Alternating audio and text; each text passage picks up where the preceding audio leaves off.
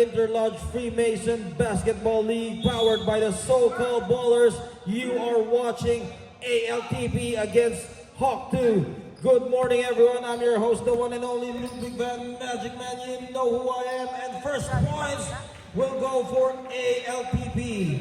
Team ALTP wearing black and orange, while Team Hawk wearing green jersey. Recap of this game. Team Hawk coming from a victory just a while ago, while Team ALTP gunning for their first win. Talyara, one-on-one, unable to buy a basket as Ferrer corrals that rebound. Camantigue slowed things down. Well, one thing here for Team Hawk, they came from behind during their last game, no? So let's see if they will start aggressively here. Talyara leading the charge using his left hand, and Talyara will convert, making it a 4-point game. Well, one thing again, no, as we recap their previous game for Team Hawk, they were down as Valdez, who was their savior from their previous game, gunning that buzzer beater 3-point shot. San Juan drops it off to Hernandez, and Hernandez making that basket. 6-0 with that short slab coming from the assist of Monroe San Juan. Still nothing here for Hawk 2. Down low to Montuano, challenging the defense of Soriano and Suase. Foul on Soriano, that is his first personal foul, and free throws will be rewarded to Montuano. Is that Montuano or Mantuano? I think it's Montuano, no? Oh. On the line, shooting two is Montuano, missing his first charity. By the way, this is the best time for us to promote our YouTube page. So for our audience, please try to subscribe to our YouTube page, So-Called Ballers 21. Please share and follow your favorite team. Taken away by Montuano, 2-on-1. But Hernandez with a defensive stance.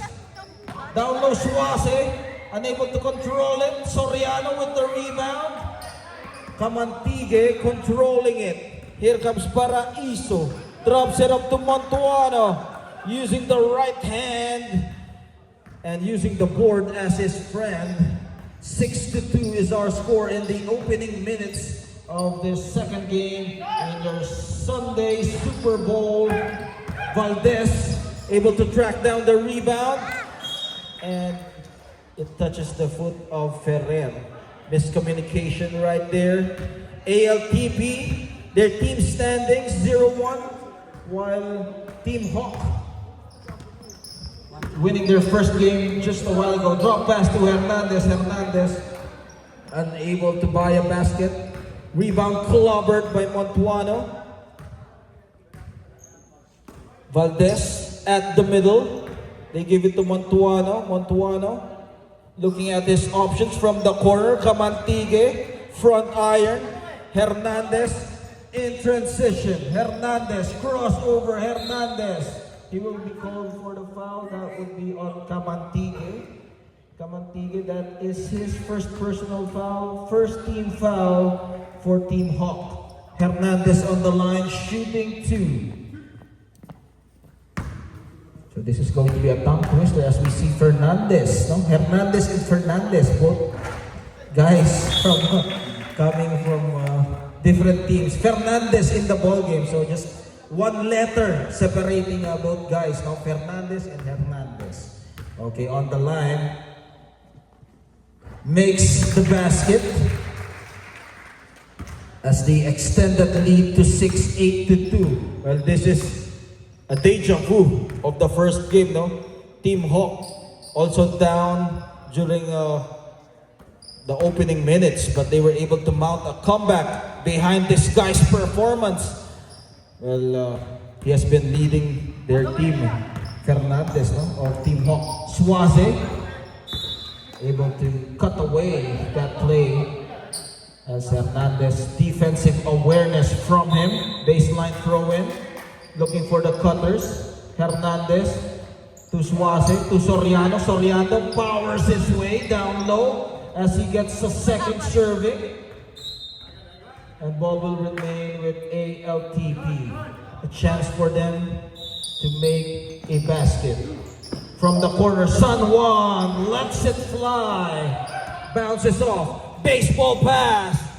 Here comes Ferrer as he cuts down the lead to 4. Beautiful play set up by Montuano as he was able to see the open guy with that outlet. Montuano again pushes the tempo, but this time Soriano is there to cut that play.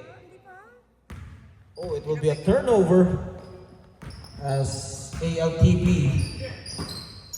Hernandez, quick throw.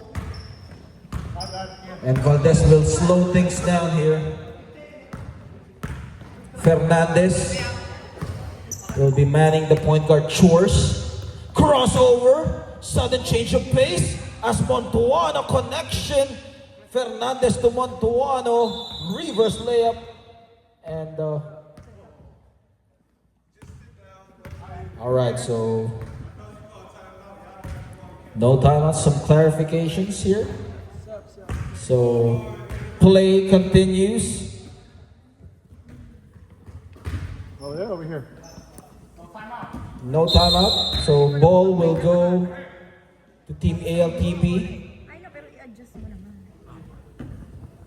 As there was some misunderstanding there between Musni and our referees. By the way, our referees for today, referee Vince and referee Billy, are officials for this ballgame substitution. Odayan Dante in the ballgame.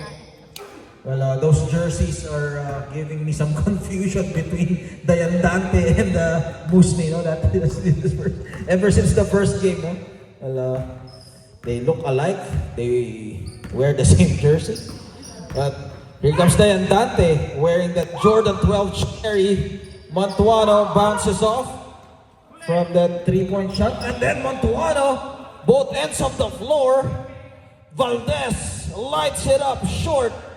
Soriano controls the rebound. Suase on the attack, pushes the tempo.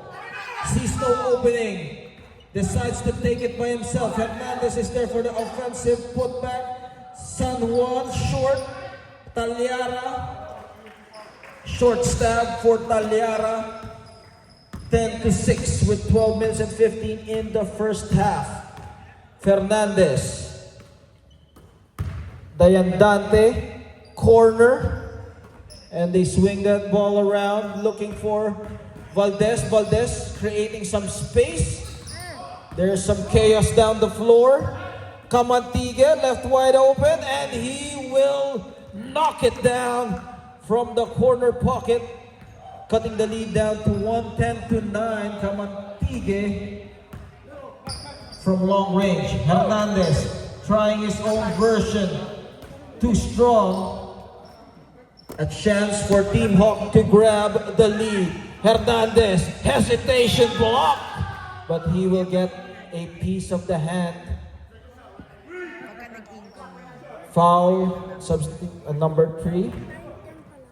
Foul on Suase. Substitution after the first throw. Fernandez on the line to tie the ballgame. Substitution. Berrendo in the ballgame, as well as Lagman.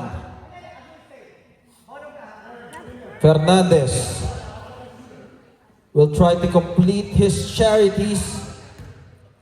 Let's see if he does. Not this time. We are tied at 10 with 10 minutes remaining here. Jump stop. Stops and pops for Talyara. How many? Valdez using the clock.